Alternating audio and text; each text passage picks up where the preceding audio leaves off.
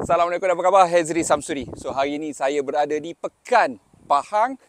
Lebih tepat lagi saya berada di UMPSA, Universiti Malaysia Pahang Al-Sultan Abdullah. Dulu kita panggil UMP. Now dia dah jadi UMPSA. Now kenapa kita ada kat sini? Kita nak cerita pasal kereta elektrik. Now, kereta elektrik masa baru memang okey.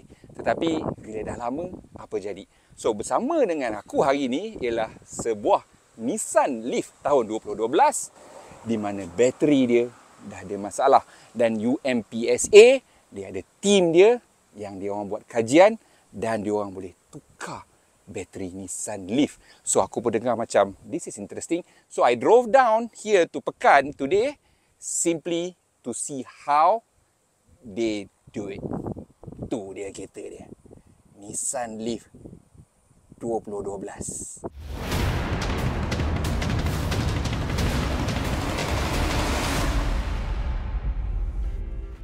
So, dekat UMPSA dia ada Automotive Engineering Center, AEC. And AEC ni dia tak duduk bawah fakulti.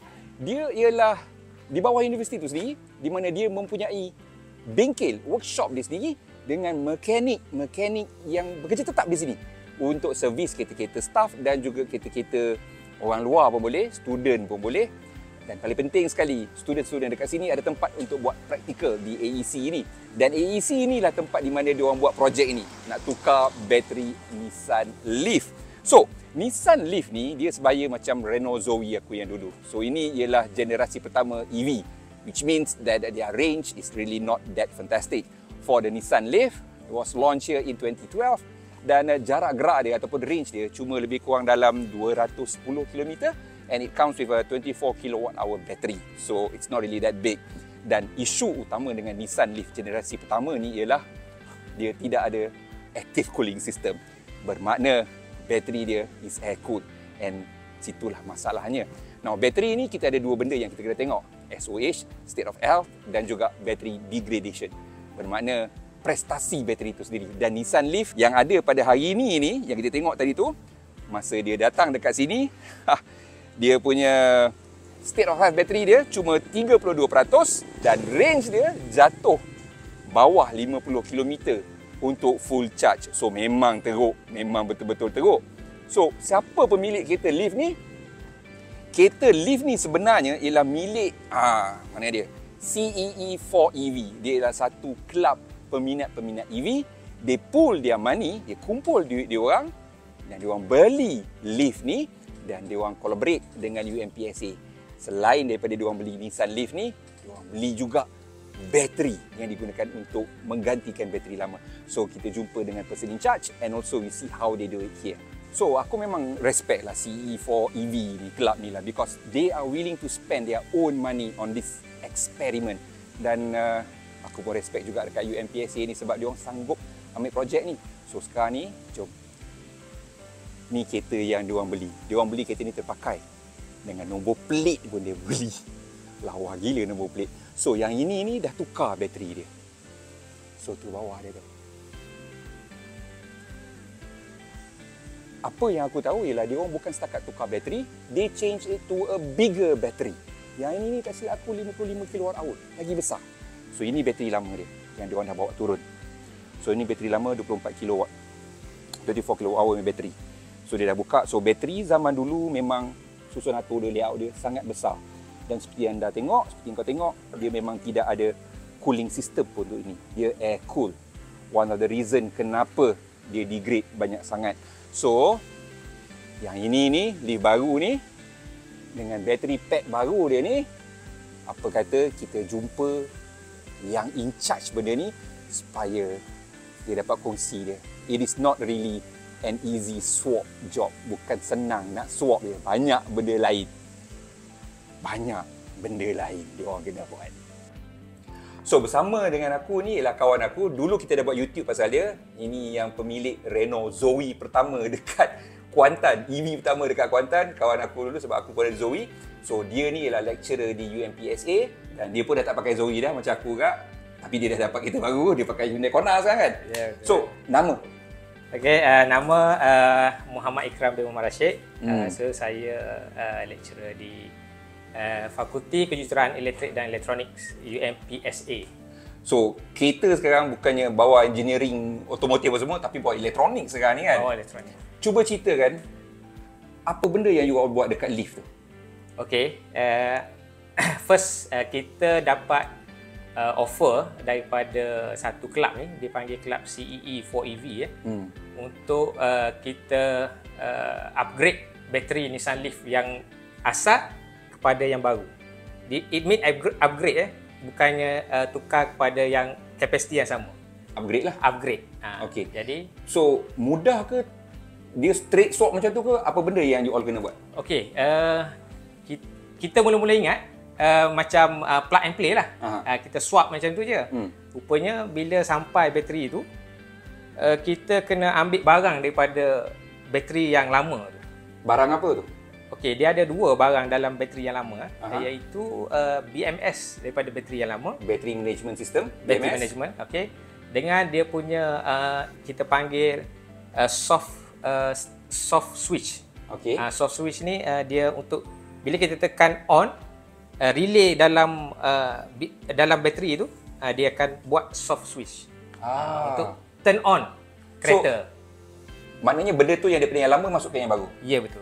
So lepas tu dia plug in, macam ni dengan software kereta tu, ECU dia apa Okey, semua tu? dia ada sedikit lah kena buat kita buat troubleshoot lah. Troubleshoot. Kita kena clear DTC error. So kita kena plug dia punya OBD OBD2 kan.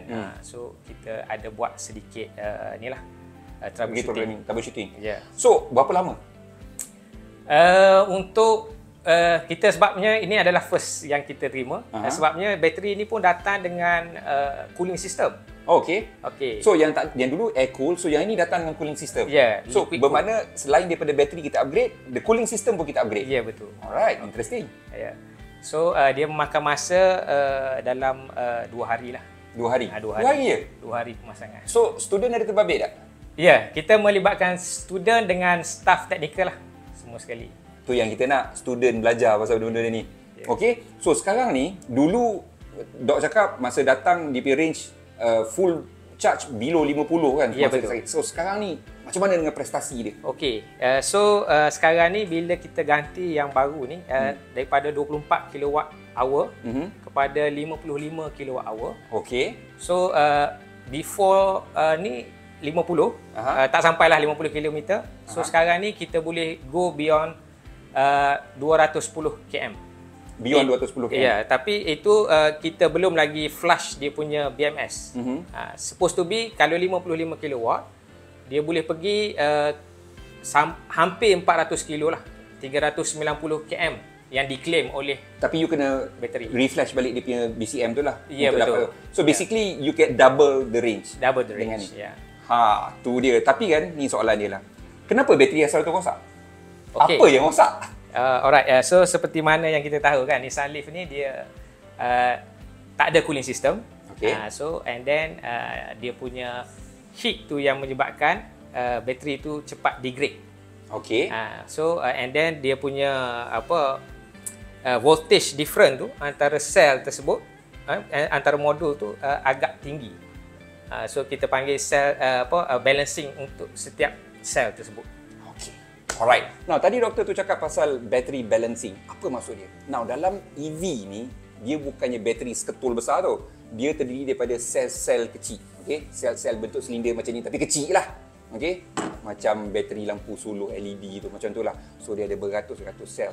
Dan setiap sel tu, bila dia charge, bateri mungkin tunjukkan dalam meter tunjukkan 100%. Tapi setiap sel tu, ada yang tak sampai 100%, ada yang 70%, ada yang 80%. So dia tak balance. Bukan semua dapat charge 100%. Ini ialah untuk EV generasi yang dulu. Yang sekarang tak ada, dia dah ada balancer dia sendiri. So untuk yang EV dulu-dulu ni, ini antara isu dia. So apa yang doktor tu cakap, antara sebab dia ialah bateri dia tak balance lah. So sebab tu dia akan balancekan jugalah. So memang EV ni teknologi yang memang sedang membangun, it is growing, which means that the current technology can be obsolete within a few years. So apa kata kita jumpa dengan dekan dekat sini, kita tanya dia apa lagi AEC ni nak buat. Jom.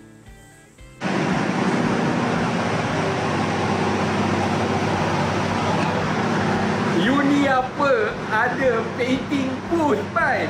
Ya, dia orang ajar student dia untuk cara cat kereta yang sebenarnya. Kau nampak tak? Aku dekat UMPSA ni. They have their own echo chamber sendiri, echo chamber. Setahu aku, inilah university, the only university in Malaysia with this. Echo chamber. Apa guna echo chamber ni? Nak tahu bunyi kereta, exhaust, enjin, bunyi pintu apa semua tu, yang ini. Yang aku tahu ada, kalau syarikat kereta, is definitely Proton. But this room is not cheap. And the university has it, bermakna student-student kita ada peluang nak belajar pasal NVH, kalau dalam kereta, noise, vibration, harshness. So sekarang ni kita berborak dengan kawan baru. Yes. Prof, nama Prof? Assalamualaikum. Saya Rizalman Mamat. Saya merupakan pengarah dan juga profesor di Center of Automotive Engineering, Pusat Kejuruteraan Otomotif Universiti Malaysia Pahang. AEC itulah. Al-Sultan Abdullah. Yeah. Okay, now Prof. Yeah. Projek Nissan Leaf tadi tu. Okay. Setahu saya you all tak charge pun. Tak. Okey, kenapa? Free pula? Okey. Sebenarnya ini pada saya merupakan satu usaha sama. Kami bersama dengan pihak industri ataupun mereka yang berminat untuk explore sebenarnya kerja-kerja menukar dan menggantikan bateri yang sedia ada pada kereta. Dan kita mempunyai kepakaran di universiti ini dan mempunyai peralatan yang bersesuaian. Dan juga untuk train student-student kita lah. Untuk train student-student kita, ya pasti. Okay. Now, so basically itu lebih pada training lah. Ya, so let's say saya ada kereta satu lift. Saya nak universiti buat. Boleh buat lah? Kami membuka pintu yang sangat luas. Oh, serius? Ya, serius. Ya. Wow. Kerana dari sini kita dapat mengembangkan ilmu yang kita sedia ada. I see. Dan kita dapat yang lebih manis adalah kita dapat berkongsi bersama dengan pihak industri dan juga especially kawan-kawan kami di luar sana yang sentiasa support. Kronism tu. Tapi yang penting students kita dapat exposure lah. Betul. Now, you walk me around this area. Saya tengok ada banyak benda-benda menarik. I mean, this is among one of the well-equipped university yang saya nampak. Dan saya sendiri pun saya belajar dulu dekat UM, universiti paling tua dalam Malaysia. I'm not too sure whether UM ada tak benda-benda ni, tapi wow, he showed me a go-kart which they converted to an EV, and then they have their own dyno, chassis dyno, and this room like wowed me. Gila kau. Benda ni bukan murah. Seriously bukan murah, and NVH is a black art. Okay, bukan senang nak buat. Betul. So, kenapa universiti spend banyak? Saya tengok you all pun ada 2 bus elektrik. Betul. Dan beberapa van elektrik. Betul. Dan ada DC charger kat sini. Betul. Kita ada 2 unit DC charger. So semua tu bukan murah tu. Betul. So kenapa berbelanja besar untuk universiti ini? Universiti ini sangat menekankan teknologi hijau dan kita sangat memberi pendedahan yang seluas-luasnya kepada khususnya pelajar kami untuk didedahkan dengan teknologi-teknologi yang terkini. Jadi without doubt, university spend a lot of money for research, consultation untuk kita membangunkan sama-sama anak tempatan yang mahir dalam bidang otomotif. Jadi di situ tidak peliklah kalau kita katakan universiti ini memang menyediakan ruang yang sangat besar, ruang keuangan yang besar untuk universiti ini berkembang. Jadi contohnya lab ini semi anechoic chamber yang begitu mahal dan begitu unik boleh digunakan untuk industri otomotif, boleh digunakan untuk kenderaan-kenderaan motosikal. Saya dengar sebagainya. Ada juga corporate client yang sewa tempat ni. Betul. Kita tidak cakap lah. Kita tak boleh cakap. Manufacturer mana kan, tapi dia dah pernah guna kat sini juga. Betul. So this is interesting because macam Prof cakap lah, student kita akan dapat peluang dia lebih dekat. Sebab apa yang belajar dekat lecture hall lain daripada tidak apa sama yang industri akan pakai. So dia kena berpeluh dah aku ni. Dan kalau kau nak tahu, untuk universiti memang dia akan ada dekan apa semua tu, tetapi to find somebody who is macam ni lah, aku ni ex-lecturer. So untuk mengajar kita kena ada passion. Kalau tidak, kesian anak murid. Yang ini ni He is very passionate about automotive. He has a pristine W123 Mercedes-Benz. He also ride Harley. Tapi sekarang ni tengah sibuk. Student kena belajar EV. Betul? Betul. So itu dia daripada aku dekat sini Pekan UMPSA. Terima kasih banyak-banyak UMPSA for this opportunity. Dan memang insyaAllah aku akan datang lagi sebab aku tahu diorang ada projek-projek lain. Contohnya, kancil rear wheel drive battery powered. So kalau kita sempat, nanti aku datang, kita try drift, kita kancil.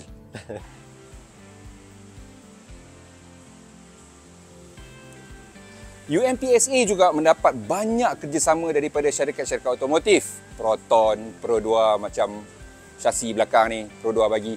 Dan Volkswagen donated 2 kereta diorang. Depan aku ni, Passat satu dan apa satu lagi tu Vento satu.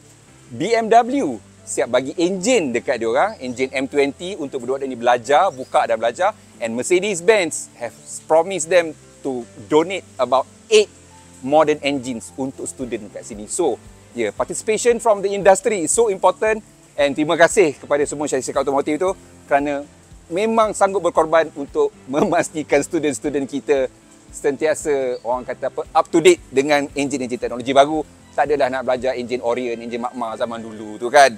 So itu dia adventure aku dekat Universiti Malaysia Pahang Al Sultan Abdullah UMPSA. So kita akan melawat lagi universiti lain insyaAllah. Terima kasih UMPSA. Dan yes, kita tunggu lagi berita-berita menarik daripada UMPSA, terutama dalam bab-bab EV. Assalamualaikum.